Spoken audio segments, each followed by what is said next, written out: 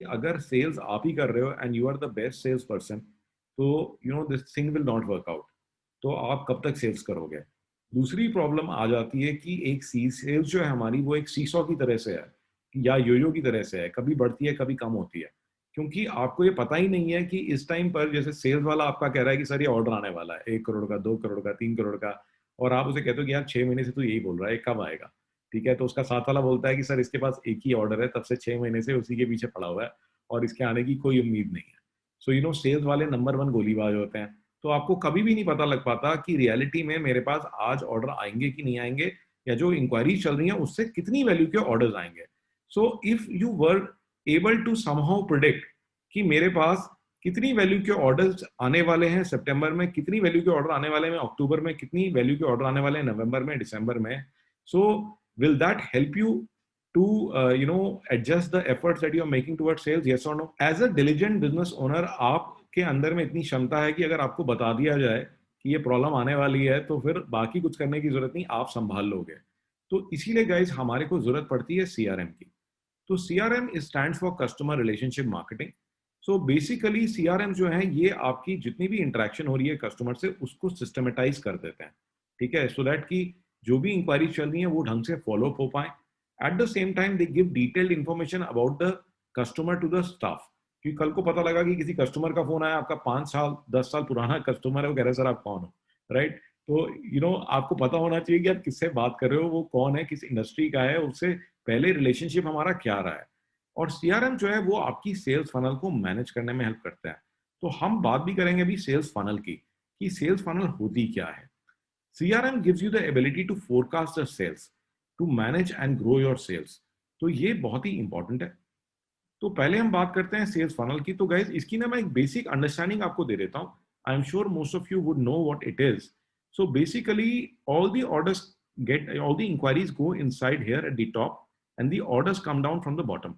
तो यहाँ पर आपने एक इनिशियल कॉन्टैक्ट किया, कस्टमर की इंक्वायरी आ गई जस्ट डायल के थ्रू, आपके वेबसाइट के थ्रू, आप मिल के आए किसी से।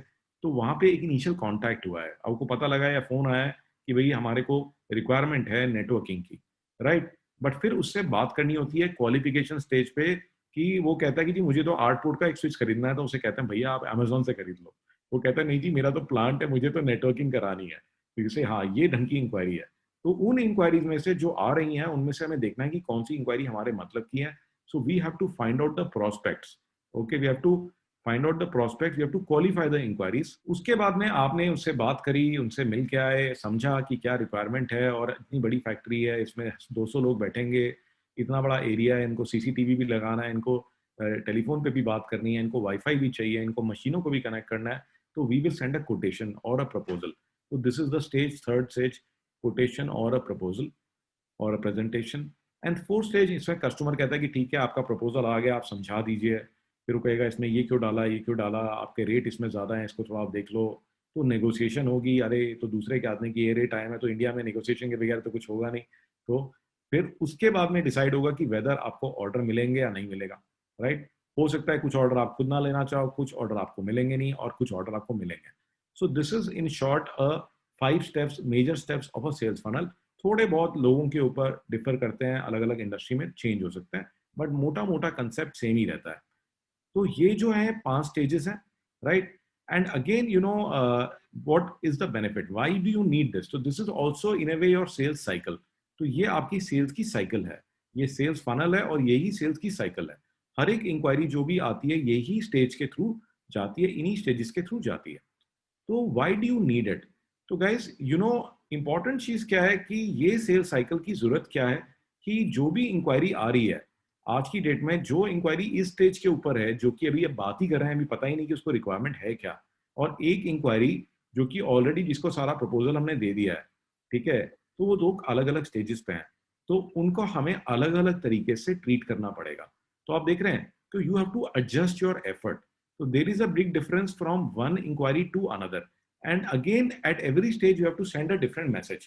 तो जो इंक्वायरी आप ये देखेंगे कि जो इंक्वायरी अभी आई है, राइट, उसको इमीडिएटली हम नेगोशिएशन नहीं कर सकते उससे। जो आदमी नेगोशिएशन स्टेज पे आ गया है, तो उस स्टेज पे अगर हम कस्टमर के टेस्टिमोनियल भेजें कि देखो होंडा हमारे बारे में क्या कह रही है, मित्सुबिशी हमारे बारे में क्या कह रही है, तो उसका इम्पैक्ट आएगा, राइट? तो हर एक स्टेज पे आपका स्ट्रैटेजी और आपका कम्युनिकेशन चेंज हो जाएगा। तो अगर आपको ये नहीं पता होगा तो आपकी स्ट्रैटेजी आप नहीं बना सकते। And another thing is that you can't improve what you don't measure. Okay, तो ये एक बहुत बड़ी प्रॉब्लम है। होता क्या है कई बार कि आपके पास हो सकता है कि बहुत सारी इंक्वायरीज आ रही हो। ठीक है, मैंने जस्ट डायल में रजिस्टर कर लिया अपनी कंपनी को, मैं बहुत पुरानी बात कर रहा हूँ 2010 की, और देखा सडनली कि हमारी सेल्स टीम की जो सेल्स है वो ड्रॉप हो गई। जहाँ पे टीम 60-70 लाख की सेल्स कर रही थी वो इमीडिएटली 35-40 लाख पे आ गई। Not the right leads. तो हमारे जो सेल्स वाले हैं वो प्रोजेक्ट्स पे काम करते हैं, बड़े बड़े प्रोजेक्ट्स पे काम करते हैं, उनको घटिया इंक्वायरीज आने लग गई कि मुझे 2 कैमरे लगाने हैं, मेरा लैपटॉप का कीबोर्ड खराब हो गया है। तो वो आईटी की इंक्वायरीज आनी शुरू होगी। Plus in addition to that we found कि जो सेल्स वाले 7-8 बड़े प्रोजेक्ट्स पे काम कर रहे थे वो 25-25, 30-30 छोटी छोटी इंक्वायरीज पर बिजी हो गए। तो they could no longer focus on the big size of inquiries. And just dial वाले क्या करते हैं कि सेम इंक्वायरी को, अगर थोड़ी सी भी अच्छी इंक्वायरी है तो वो 50 लोगों में बांट देते हैं। तो जब तक आप पहुंचते हो वहां तक तो ऑलरेडी वहां पे रेट की मतलब रेट की बात हो रही होती है। तो उसका कस्टमर का सिर्फ एक ही फोकस होता है कि क्या रेट होगा, बस। राइट। तो इसीलिए फिर हमने उसको डिसकंटिन्यू किया। तो हमने देखा कि डिस्कवरी में हमने बहुत ही भयंकर गलती कर दी कि डिस्कवरी में इस स्टेज के अंदर जो लीड्स आ रही हैं वो अच्छी क्वालिटी की नहीं है। इस कारण से प्रोस्पेक्ट्स पे आ ही नहीं पा रही है वो लीड्स, तो प्रोस्पेक्ट्स आर वेरी लेस।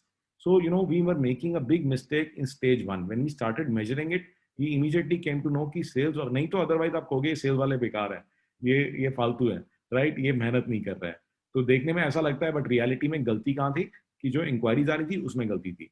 इसी प्रकार से गाइस कई बार ऐसा हो जाता है कि हमने देखा कि बहुत अच्छी बात होती है और क्लाइंट भी बहुत वेलकम करता है और हम लोग अपना प्रपोजल बड़ा अच्छा बना के देते हैं, बट ऑर्डर नहीं आते, राइट। तो ये भी हमने देखा। तो हमने फिर उसको एनालाइज किया कि क्या बात है कि 50 कोटेशन जा रही है, ऑर्डर केवल 20 ही आ रहे हैं। तो 50 में से कम 40 तो ऑर्डर आने चाहिए। तो रीजन क्या निकला कि हमारी टीम जो है we are expert, extremely professional in our networking. तो वो क्या करते हैं कि कहीं पे सीसीटीवी की भी रिक्वायरमेंट है तो उसमें ना प्रॉपर वो डालेंगे कि भी इसके अंदर में हम फेरुलिंग करेंगे, इसमें पेंटा स्कैनिंग करेंगे, उसके अंदर बहुत सारी चीजें करते हैं। जबकि नॉर्मल सीसीटीवी जो वेंडर्स हैं वो उसके अंदर कुछ भी नहीं लिखेंगे, वो लिखेंगे कि ठीक है ये 10 कैमरे लगने हैं और ये केबल लगनी है, राइट। तो कस्टमर कहता है कि अच्छा ये सस्ते हैं, इनसे कर लेते हैं, क्योंकि उनको किसी ने समझाया नहीं कि ये जो चीजें लिखी हुई हैं ये क्यों जरूरी है, राइट। और इसीलिए इस वजह से जो हमारा प्रपोजल था वो उनको समझा नहीं पा रहा था कि हम क्या वैल्यू उन्हें एक्स्ट्रा दे रहे हैं। तो हमने जब उसको चेंज किया, प्रपोजल को थोड़ा सा बदला और उनको समझाना शुरू किया कि एग्जैक्टली कि क्या एडिशनल चीज हम उनको देने वाले हैं, क्या एडिशनल एडवांटेज हम उनको देने वाले हैं, तो इमीडिएटली सेल्स कन्वर्ट होनी शुरू होगी। हमने उस पर छोटा सा वीडियो भी बनाया कि भी हम उसमें क्या क्या एक्स्ट्रा करते हैं। और ये जो चीज हम दे रहे हैं, जैसे एग्जाम्पल के लिए कि सीसीटीवी कैमरास के साथ में जो टीवी लगता है, अगर आप नॉर्मल टीवी लगाओगे तो वो 1-2 साल में खराब हो जाता है, क्योंकि 24 घंटे टीवी ऑन होता है और उस पर एक जैसी इमेज आती रहती है। उसकी जगह में इंडस्ट्रियल एलएफडी टीवी लगता है, जिसको हम कहते हैं लार्ज फॉर्मेट डिस्प्लेस। उनकी प्राइस थोड़ी ज्यादा होती है। तो अगर नॉर्मल टीवी 30,000 रुपए का है तो वो 40-50 हजार रुपए के आते हैं, बट उनकी वारंटी 3 साल है और आप उसको अंदर 5 साल भी वो टीवी कहीं भी नहीं जाने वाले। तो ये चीज कोई समझाई नहीं हमने उनको। तो by analysing what you are doing wrong, so you can see कि why leads are dropping at that stage, कि उस एक पर्टिकुलर स्टेज पे लीड्स क्यों ड्रॉप हो जा रही हैं आपकी। So you can't improve what you don't measure. तो इसीलिए इसका होना बहुत जरूरी है। So another thing is that guys कि हर एक स्टेज के अंदर में ना आपको डिफाइन करना पड़ेगा कि आपका फोकस क्या है। तो हर एक स्टेज में, फॉर एग्जांपल इनिशियल कांटेक्ट, कि जैसे ही इंक्वायरी आती है फोन के थ्रू, ईमेल के थ्रू, तो our focus should be to immediately respond to the query. हम ईमेल के थ्रू या कॉल करके रिस्पॉन्ड करें, उसकी हमारी स्क्रिप्ट बनी होनी चाहिए। और विद इन 1 डे, कि ठीक है ना, within 24 hours we should respond to him, ताकि कस्टमर को हो जाए कि हाँ ठीक है, किसी ने मुझे बात तो कर लिया, राइट। इसी तरह से क्वालिफिकेशन स्टेज है अगर, तो विद इन 3 डेज, और you should be able to see कि हम बात कर लें कि ये लीड को रिक्वायरमेंट है क्या, कितनी सीरियस है, इनको कितनी क्वांटिटी चाहिए, तो क्या ये हमारी हमारी आइटम मांग भी रहे हैं कि नहीं मांग रहे। हो सकता है कि उस तरह से एक लैपटॉप खरीदना है तो आप उसे कह सकते हो भैया आप अमेजोन से खरीद लो, हम एक लैपटॉप नहीं दे पाएंगे आपको, राइट। सजेशन चाहते हो तो सजेस्ट कर सकते हैं, but you have to immediately qualify within 3 days.